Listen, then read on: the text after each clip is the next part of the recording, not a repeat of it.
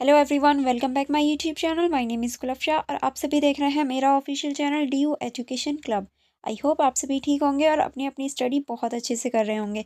देखिए, आज की जो मेरी वीडियो होने वाली है वो बीए प्रोग्राम सेमेस्टर थर्ड के स्टूडेंट के लिए होने वाली है। और ये जो वीडियो है ये हमारी हिंदी की होने वाली है। और इस हिंदी का नाम है हिंदी गद्य उद्भव और विकास, गा या सी। ये जो आपकी बुक है, इस बुक के हम इम्पॉर्टेंट क्वेश्चन विद आंसर कर रहे हैं। सारे ही जितने भी इम्पॉर्टेंट क्वेश्चंस एंड आंसर हैं हम उन्हें कवर कर रहे हैं वीडियोस के अंदर। देखिए, ये जो आपकी बुक है इसकी मैंने पूरी ही सीरीज़ आप लोगों के लिए चलाई है, जिसके अंतर्गत मैं सारे ही इंपॉर्टेंट क्वेश्चन जो हैं वो कवर करूँगी। जिसमें मैं आपको पार्ट 1 ऑलरेडी दे चुकी हैं, पार्ट 2 भी हम लोगों ने देख लिया था, जिसमें बहुत सारे इंपॉर्टेंट क्वेश्चंस हमने लास्ट कवर किए थे। आज का हमारा पार्ट 3 होने वाला है, जिसमें आपने पार्ट 1 पार्ट 2 अगर नहीं देखे हैं तो आप उन्हें चेकआउट कर लीजिएगा, क्योंकि बहुत ज़्यादा इंपॉर्टेंट है। इस पूरी ही प्लेलिस्ट का लिंक आपको डिस्क्रिप्शन बॉक्स में मिल जाएगा।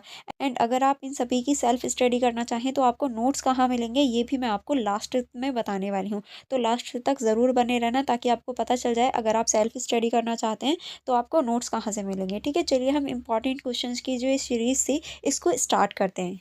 नेक्स्ट जो हमारा इंपॉर्टेंट क्वेश्चन था, हार की जीत कहानी की रचनाकार का विस्तार परिचय प्रस्तुत कीजिए। यानी आपकी बुक में जो एक कहानी है हार की जीत, इसके जो रचनाकार हैं उसके बारे में आपको बताना है, उनका विस्तार से परिचय देना है। तो चलिए इसको देख लेते हैं। जो इसके रचनाकार हैं वो हैं सुदर्शन। सुदर्शन जीवन परिचय और साहित्यिक योगदान, यानी जो इसके रचनाकार हैं हार की जीत कहानी के वो हैं सुदर्शन। तो हम इनके जीवन परिचय और इनकी जो साहित्यिक योगदान है उनको देखेंगे। देखिए, पूछ तो ये जीवन परिचय ही रहा है इस क्वेश्चन में, लेकिन क्वेश्चन पूछने का तरीका बदल गया। क्योंकि देखिए, इसमें इसने क्या करा, आपके पूरे चैप्टर का नाम दे दिया कि हार की जीत जो कहानी है उसके रचनाकार जो हैं यानी कवि जो हैं उनके बारे में आपको बताना है। तो बस क्वेश्चन की लैंग्वेज चेंज करिए, अदरवाइज ये परिचय ही पूछ रहे हैं। तो हम सुदर्शन जी का परिचय देखेंगे और जो उनकी साहित्यिक योगदान है उसको देखेंगे। देख लेते हैं। इसके परिचय में आप लिख सकते हैं, सुदर्शन हिंदी साहित्य के प्रारंभिक युग के प्रसिद्ध कथाकार और नाटककार थे। वह हिंदी के उन लेखकों में से हैं जिन्होंने अपनी रचनाओं के माध्यम से समाज के नैतिक, सांस्कृतिक और आध्यात्मिक मूल्यों को उजागर किया। ये जो है ये हमारे बहुत इंपॉर्टेंट रोल निभाते हैं हिंदी साहित्य में, क्योंकि इन्होंने अपनी नैतिकता और सांस्कृतिक और आध्यात्मिक मूल्यों को उजागर किया है। उनकी कहानी हार की जीत उनकी साहित्यिक दृष्टि, मानवीय संवेदनाओं और आदर्शीय दृष्टिकोणों का उत्कृष्ट उदाहरण है। यह जो यानी इनकी जो ये कहानी है हार की जीत, इसके अंतर्गत साहित्यिक दृष्टिकोण और मानवीय संवेदनशीलता और जो उदारवादी दृष्टिकोण है उसको हम स्पष्ट रूप से देख सकते हैं। ठीक है, चलिए आगे बढ़ेंगे। आगे हम देखेंगे सुदर्शन का जीवन परिचय, यानी जो सुदर्शन जी हैं इनका जीवन परिचय किस तरह से था, चलिए देख लेते हैं। पहले हम देखेंगे सबसे पहले जन्म और प्रारंभिक जीवन, यानी इनका जन्म कहाँ हुआ और इनका जो प्रारंभिक जीवन था वो कैसा था। यानी देखिए, सुदर्शन जी का जो जन्म हुआ था वो 1896 में पंजाब में हुआ था, जो कि आज पाकिस्तान का भाग है। मतलब पंजाब का वो वाला हिस्सा पाकिस्तान का भाग है। और इनका जो बचपन का नाम था वो पंडित सुदर्शन था। ठीक है, इनका पूरा नाम या बचपन का नाम पंडित सुदर्शन था। ठीक है, चलिए अब आगे देखेंगे इनकी शिक्षाएं, कि इनकी शिक्षा जो है वो किस तरह से थी। इन्होंने अपनी प्रारंभिक शिक्षा सियालकोट में प्राप्त की, यानी अपने गांव में ही इन्होंने प्राप्त की जहां इनका जन्म हुआ था। इन्होंने हिंदी, उर्दू और संस्कृति की गहरी पकड़ थी जो उनकी रचनाओं में स्पष्ट झलकती है। यानी इन्हें हिंदी, उर्दू और संस्कृति की गहरी जानकारी थी। अब हम देखेंगे साहित्यिक प्रवृत्तियां। इसके अंतर्गत आप लिख सकते हैं, सुदर्शन का झुकाव बचपन से ही साहित्य की ओर था। उन्होंने अपनी कहानियों और नाटकों के माध्यम से समाज के कमजोर वर्गों और मानवीय मूल्यों को प्रमुखता दी थी। ठीक है, अब हम देखेंगे रचनात्मकता किस तरह से। सुदर्शन की लेखनी में आदर्श और यथार्थवाद का अनोखा समन्वय दिखाई देता है। उनकी कहानियां सरल, प्रभावशाली और संभावनात्मक होती हैं, क्योंकि इनकी कहानी जो है वो सरल होती हैं और प्रभावशाली होती हैं और संभावनात्मक होती हैं। ऐसा नहीं है कोई झूठ हो या फिर कुछ मिक्सअप हो। इनकी जो कहानी होती है उन्हें आसानी से समझा जा सकता है। अब हम देखेंगे साहित्यिक योगदान, कि इनका जो साहित्यिक योगदान था वो कैसा था। तो पहले हम देखेंगे कहानियों के माध्यम से। सुदर्शन की कहानियां आमतौर पर समाज में नैतिक और आध्यात्मिक पहलुओं को उजागर करती हैं। उनकी प्रसिद्ध कहानियां हैं। तो पहली प्रसिद्ध कहानी है हार की जीत। दूसरी आप लिख सकते हैं सासरिंग प्रेम और त्याग, ये भी इन्हीं की कहानी है। अब हम देखेंगे नाटक, कि इनके कौन कौन से प्रमुख नाटक हैं। इसके अंतर्गत आप लिख सकते हैं, इन्होंने कई नाटकों की भी रचना की जिसमें समाज में सांस्कृतिक और आध्यात्मिक मूल्यों का अभिव्यक्त किया। यानी इनके जो नाटक हैं उनमें हम सांस्कृतिक और जो हमारे आध्यात्मिक मूल्य होते हैं उनको हम आसानी से देख सकते हैं। अब हम देखेंगे भाषा और शैली।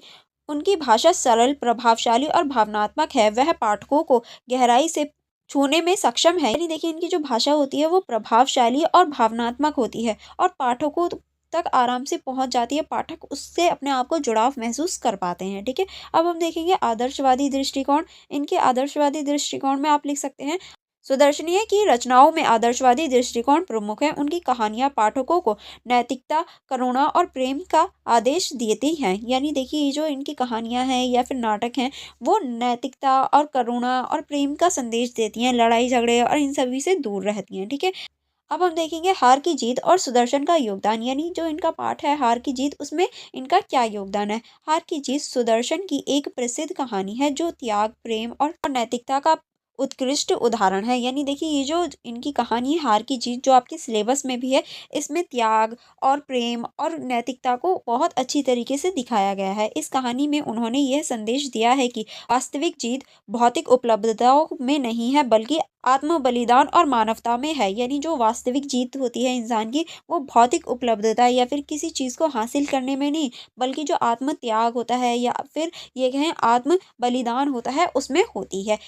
आगे आप इसमें लिख सकते हैं, यह कहानी उनके आदर्शीय दृष्टिकोण और मानवीय संवेदनशीलता की गहराई को दर्शाती है। यानी ये जो कहानी है इनके आदर्शीय दृष्टिकोण और जो मानवीय संवेदनशीलता की गहराई है उसको दिखाती है। देखिए, अगर आपने लास्ट वीडियो देखी होगी तो आपको पता होगा, अभी हमने एक क्वेश्चन कवर किया था लास्ट वीडियो में जिसमें बड़े भाई और छोटे भाई की कहानी थी। जिसमें बड़ा भाई जो होता है वो थोड़ा सा कठोर कठोर होता है और जो अनुशासन होते हैं उनके लिए थोड़ा सा सजग होता है, पर जो छोटा भाई होता है वो थोड़ा सा नादान होता है, थोड़ा चंचल होता है। लेकिन उन दोनों का जो प्रेम होता है वो किस तरह से बड़ा भाई छोटे भाई को बचाता है हर बुरी चीज़ से, वो सारी चीज़ें जो हैं वो कनेक्ट कर पाते हैं आप लोग एक दूसरे से। तो ऐसे ही इनकी जो कविता हैं वो जो लोग हैं पढ़ने वाले, उनसे वो कनेक्ट कर पाते हैं। इनकी भी बिल्कुल सेम ही स्थिति है, या ये कहें सेम ही इनका योगदान है, क्योंकि ये भी अपने जो पढ़ने वाले होते हैं उन तक जो कनेक्टिविटी है या ये कहें जो जुड़ाव है वो बना पाते हैं। ठीक है। अब हम देखेंगे इसका निष्कर्ष।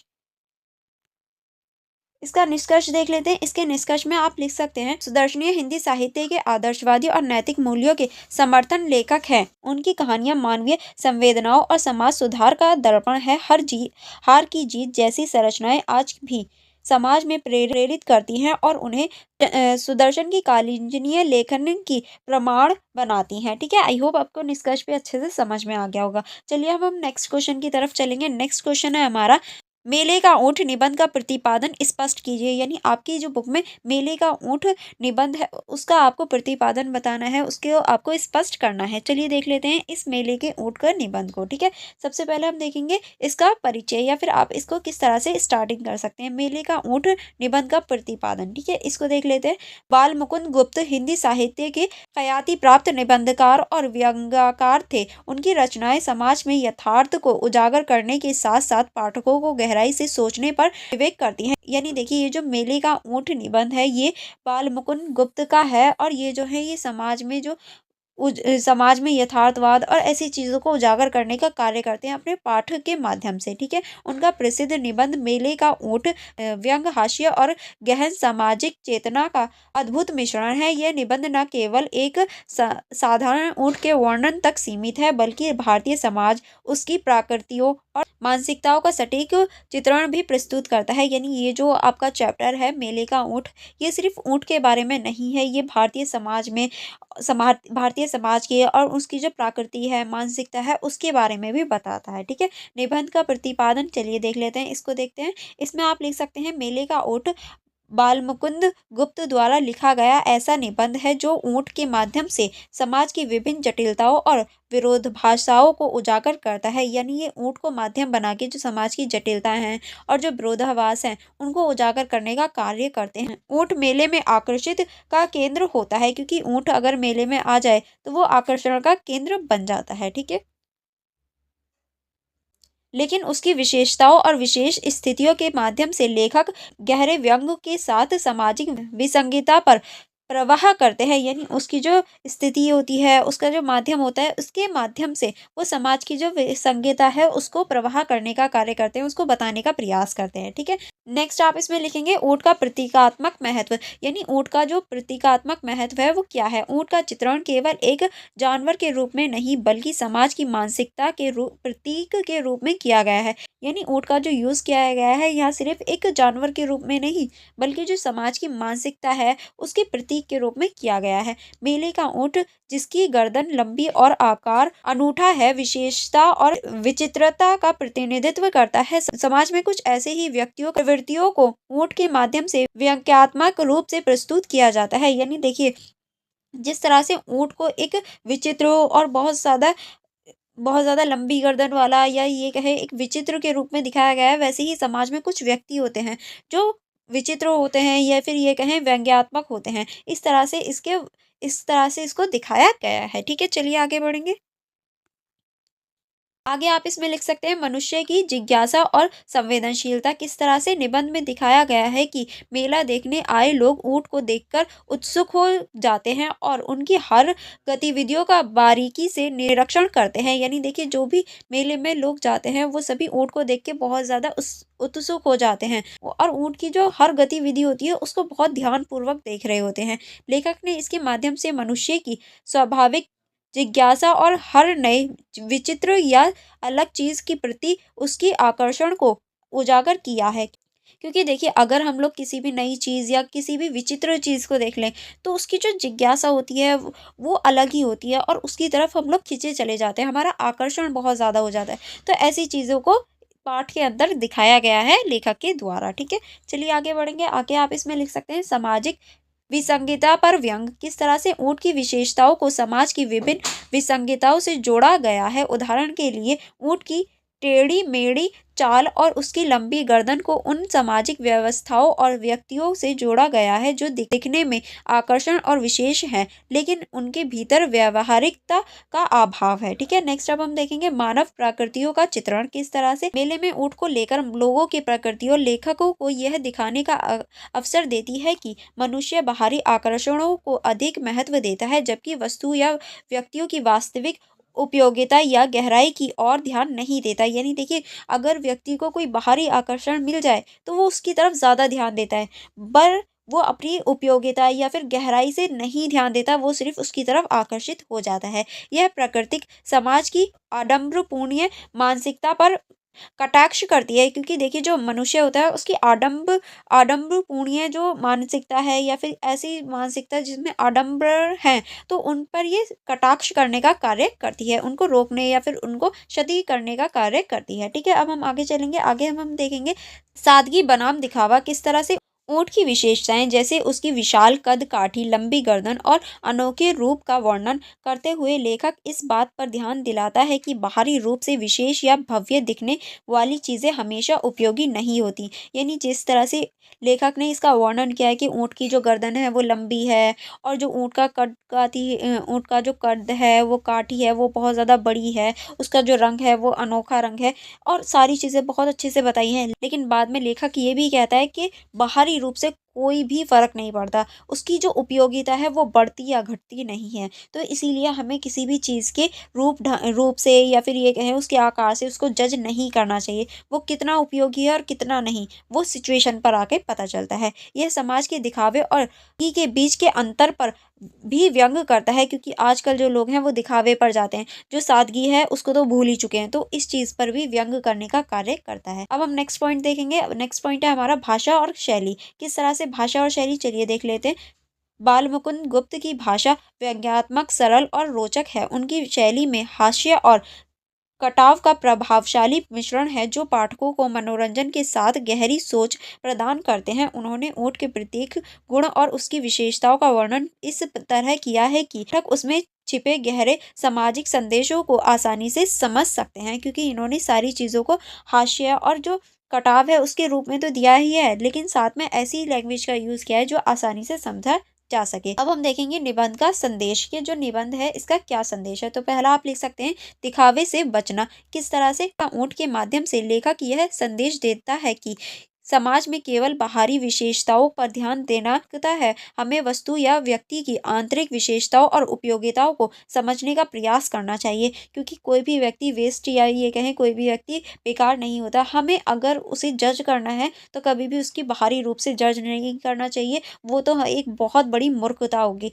तो वस्तु या फिर व्यक्ति के जो आंतरिक विशेषता हैं उनके आधार पर हमें उन्हें जज करना चाहिए। ठीक है, अब हम नेक्स्ट देखेंगे। नेक्स्ट है हमारा जिज्ञासा और स्वाभाविकता। किस तरह से इसके अंतर्गत आप लिख सकते हैं, मनुष्य की स्वाभाविकता जिज्ञासा को गलत दिशा में जाने से रोकने की आवश्यकता है। यानी देखिए, जो मनुष्य होती है उसके जो स्वाभाविकता होती है, जिज्ञासा होती है, उसको गलत दिशा में जाने के लिए हमें रोकना चाहिए। उनकी जैसे विशेष पर ध्यान केंद्रित करते हुए लेखक इस बात पर रेखाचित्र करते हैं कि हमारी जिज्ञासा और ध्यान केवल उपयोगी और महत्वपूर्ण चीज़ों पर होना चाहिए। यानी देखिए, जैसे ऊँट को देखकर सभी लोग आकर्षित हो गए, तो ऐसा नहीं होना चाहिए। हमें जो हमारी उपयोगिता और जो इम्पोर्टेंट चीज़ें हैं उन्हीं पर हमें अपना ध्यान केंद्रित करना चाहिए और उन्हीं को हमें महत्व देना चाहिए। ऐसा नहीं है जो भी हमें अट्रैक्टिव या जो भी हमें अच्छा लग रहा है, हमारा आकर्षण ग्रहण कर रहा है, वो हमारे लिए ज़रूरी हो। ठीक है, तो इस चीज़ पर जो लेखक हैं उन्होंने ध्यान दिया है। नेक्स्ट पॉइंट आप इसमें लिख सकते हैं, सामाजिक विसंगताओं पर प्रहार।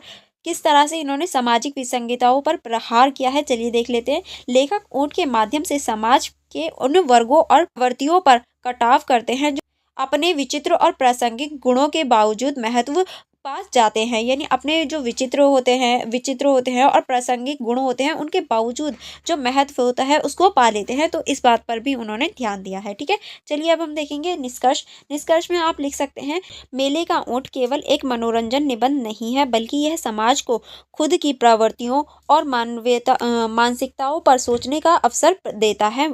बालमुकुंद गुप्त ने ऊँट के माध्यम से समाज की वास्तविकताओं और गहराई से प्रस्तुत किया है। उनकी व्यंग्यात्मक शैली और प्रतीकात्मकता निबंध को प्रभावशाली और लालची बनाती है। यह निबंध आज भी समाज में व्यापक दिखावे और आडंबर के प्रति सतर्क करता है और सादगी और वास्तविकता के महत्व को रेखांकित करता है। आई होप आपको ये निष्कर्ष भी बहुत अच्छे से समझ में आ गया होगा, क्योंकि बहुत आसान लैंग्वेज में लिखा है, आसान भाषा में आप इसे देख सकते हैं। अब हम नेक्स्ट क्वेश्चन की तरफ चलेंगे। नेक्स्ट है हमारा निबंध के तत्वों के आधार पर नाखून क्यों बढ़ते हैं की समीक्षा कीजिए। यानी आपकी बुक में एक निबंध दे रखा है जो कि है नाखून क्यों बढ़ते हैं, इसकी आपको समीक्षा करनी है। चलिए देख लेते हैं। इसको आप इस तरह से लिख सकते हैं, आचार्य हजारी प्रसाद द्विवेदी का निबंध नाखून क्यों बढ़ते हैं एक गहन आदर्शनीय और समाजशास्त्रीय दृष्टिकोण प्रस्तुत करते हैं। देखिए, ये जो निबंध है ये आपका हजारी प्रसाद द्विवेदी द्वारा लिखा गया है, और ये जो है ये हमारे दार्शनिक और जो हमारे समाजशास्त्रीय दृष्टिकोण होते हैं उसको उजागर करता है। इस निबंध में द्विवेदी जी की नाखून बढ़ने की प्रक्रिया के बहाने मानवीय स्वभाव, सामाजिक परिस्थितियों और मानव की विकासवादी दृष्टिकोण पर विचार करते हैं। इस विश्लेषण में निबंध के तत्वों, विषय वस्तु, भाषा शैली तथा विचारधाराओं के आधार पर समीक्षा प्रस्तुत की जा सकती है। ठीक है, किस तरह से, चलिए इसको देख लेते हैं। इसके अंतर्गत पहला पॉइंट हम लिखेंगे, विषय वस्तु का विश्लेषण किस तरह से किया जाता है। निबंध का शीर्षक देखने में साधारण है, लेकिन इसके पीछे गहरी सामाजिक और दार्शनिक व्याख्या छिपी हुई है। आचार्य द्विवेदी ने नाखून बढ़ने की प्रक्रिया, घटनाओं को मानव स्वभाव और समाज में व्यापक विसंगता से जोड़कर देखा है। उनका कहना है कि नाखून जो मानव के हिंसात्मक पक्ष का प्रतीक है, लगातार बढ़ते हैं और मनुष्य उन्हें काटता रहता है। यह प्रक्रिया मानव की सभ्यता की ओर बढ़ने और उसके हिंसात्मक स्वभाव पर नियंत्रण की ओर अंकित करता है। यानी देखिए, जो नाखून है उनको मानव के हिंसक पक्ष के रूप में देखा गया है, क्योंकि देखिए जो लड़ाई वगैरह होती है, अगर उसमें मानव अपने नाखूनों का प्रयोग करता है तो बहुत ज़्यादा हानि भी हो जाती है। इसीलिए जो मानव है वो अपने नाखूनों को हमेशा काटता है। तो इसी तरीके से जो उसका विकास है, जो उसका बढ़ता हुआ क्रम है, जो उसकी सभ्यता बढ़ रही है, उसमें जो हिंसक चीज़ें हैं उन पर नियंत्रण करने की और इसको अंकित किया गया है कि जिस तरह से मनुष्य अपनी हिंसक चीज़ों को कम करने के लिए नाखूनों को काटता है, वैसे ही अपनी प्रकृतियों या फिर ये कहें अपने प्रभावों या ये कहें अपने जीवन से भी जो गलत चीज़ें हैं, जो हिंसक हैं, उनको ख़त्म करता है। अब हम देखेंगे समीक्षा। इसके अंतर्गत आप लिख सकते, इस विषय में द्विवेदी जी मानव जीवन की प्राकृतिक प्रवृत्तियों और समाज द्वारा थोपे गए नियमों के बीच द्वंद्व को रेखांकित करते हैं। नाखून काटने की प्रक्रिया को उन्होंने मानव के स्वयं को नियंत्रित करने और अनुशासन में रहने की प्रतीक के रूप में दिखाया है। यानी इसके अंतर्गत उन्होंने बताया है कि नाखून जब व्यक्ति काटते हैं तो उस स्वयं को नियंत्रण और अनुशासन रखने में एक तरह से प्रतीक के रूप में इन्होंने इस चीज़ को बताया है। अब हम देखेंगे भाषा और शैली, यानी इनकी भाषा और शैली किस तरह से थी। तो इसके अंतर्गत आप लिख सकते हैं, द्विवेदी जी की भाषा सरल, प्रभावनीय और व्यंग्यपूर्ण है और वह अपने विचारों को रोचकता और गहराई के साथ प्रस्तुत करते हैं। नखून के प्रतीक के माध्यम से वह पाठकों को गहरे दार्शनिक सवालों और सोचने के लिए प्रेरित करते हैं। उनकी शैली संवेदनात्मक है जो पाठक को निबंध से जोड़ती है। ठीक है, अब हम देखेंगे समीक्षा कि समीक्षा किस तरह से हो सकती है। इनकी भाषा शैली पाठकों को न केवल सोचने पर मजबूर करती है बल्कि यह भी सिखाती है साधारण सी घटनाओं में भी गहन दार्शनिक और सामाजिक अर्थ छिपा हो सकता है। यानी देखिए ये जो है ये हमें सिर्फ सोचने पर ही मजबूर नहीं करती बल्कि देखिए नखून के बढ़ने में भी कोई ऐसी चीज़ हो सकती है या इस तरह से हम उसे देख सकते हैं, वो हमें सोच प्रदान करते हैं। क्योंकि देखिए नखून बढ़ना ये एक नॉर्मल सी बात है, लेकिन इन्होंने किस तरह से सामाजिक अर्थ से उसे जोड़ा है, इस तरह से हम इसको देख सकते हैं। ठीक है, अब हम देखेंगे नेक्स्ट आप इसमें लिख सकते हैं विचारधारा और प्रतीकात्मकता। किस तरह से द्विवेदी जी का निबंध मानव स्वभाव की जटिलताओं और समाज के साथ उसके संबंधों पर प्रकाश डालता है। नखून बढ़ने को उन्होंने केवल एक जैविक प्रक्रिया नहीं माना बल्कि उसे प्रतीकात्मक रूप से मानव के हिंसात्मक और पशु प्रवृत्तियों के रूप में प्रस्तुत किया है। उन्होंने यह भी बताया कि यह प्रवृत्ति सभ्यता और संस्कृति के नियमों के कारण नियंत्रित की जा सकती है। ठीक है, अब हम देखेंगे समीक्षा। द्विवेदी जी की विचारधारा गहरी मानवतावादी और दर्शनशील है। वह साधारण विषय के माध्यम से समाज और संस्कृति की गहन व्याख्या करते हैं। उन्होंने ये विशेषता पाठकों को अपने विचारधाराओं पर पुनः विचार करने को प्रेरित किया है। यानी देखिए उनकी जो विचारधारा है, उन्होंने जो पाठक होते हैं, जो पढ़ने वाले होते हैं, उनको अपनी विचारधारा पर पुनः विचार करने पर उन्हें प्रेरित किया है कि ऐसी भी चीज़ों या फिर ऐसे भी हम समाज को देख सकते हैं, इस तरीके से भी हम समाज को देख सकते हैं। इस तरह से उन्हें पुनः विचार में डाला है। ठीक, अब हम देखेंगे निबंध की प्रासंगिकता। चलिए इसको देख लेते हैं। आज के समय में जब मानव के स्वभाव और समाज के नियमों के बीच द्वंद्व और स्पष्ट रूप से दिखाई देते हैं, यह निबंध और भी प्रासंगिक हो जाते हैं। ठीक है, अब हम देखेंगे समीक्षा। समीक्षा के अंतर्गत आप इसमें लिख सकते हैं, द्विवेदी जी का यह निबंध पाठकों को यह सोचने पर मजबूर करता है कि सभ्यता का विकास केवल बाहरी परिवर्तन नहीं है बल्कि आंतरिक स्वभाव पर नियंत्रण भी इसका महत्वपूर्ण हिस्सा है। क्योंकि देखिए अगर हम सभ्यता का विकास करना चाहते हैं तो वो सिर्फ बाहरी परिवर्तन नहीं बल्कि हमारे आंतरिक परिवर्तनों से भी संबंधित होता है। आई होप आपको ये क्वेश्चन समझ में आ गया होगा। अब हम देखेंगे इसका निष्कर्ष। निष्कर्ष में आप लिख सकते हैं, आचार्य हजारी प्रसाद द्विवेदी का निबंध नखून क्यों बढ़ते हैं मानव जीवन के स्वाभाविक और सांस्कृतिक पहलुओं की गहरी व्याख्या करता है। यह निबंध न केवल मानव स्वभाव और समाज के बीच संबंधों को समझने में मदद करता है बल्कि यह भी सिखाता है कि साधारण घटनाओं में भी गहरी दार्शनिकता छिपी हो सकती है। निबंध की भाषा प्रतीकात्मक और विचारधारा इसे अद्वितीय बनाती हैं। क्योंकि देखिए एक कॉमन सी बात या इतनी ईजी सी बात है कि नखून तो हमारे पढ़ते ही हैं, पर किस तरह से इन्होंने समाज की जो जटिलता है उससे इसको जोड़कर देखा, समाज की जटिलता, समाज की जो प्रॉब्लम्स है उसको इसके साथ जोड़कर एक बहुत अच्छे रूप में हमारे सामने प्रस्तुत किया कि हम भी उसको आसानी से समझ सकें। अब देखिए कोई भी छोटी छोटी चीज़ों को भी हम बड़े रूप में या फिर उसको गहराई से जाकर समझ सकते हैं। अगर हमारे पास वो दृष्टि है तो हम भी वो चीज़ कर सकते हैं। ठीक है, आई होप आपको ये पूरा ही क्वेश्चन और अभी तक मैंने जितने भी क्वेश्चन पढ़ाए हैं वो आपको समझ में आ गए होंगे।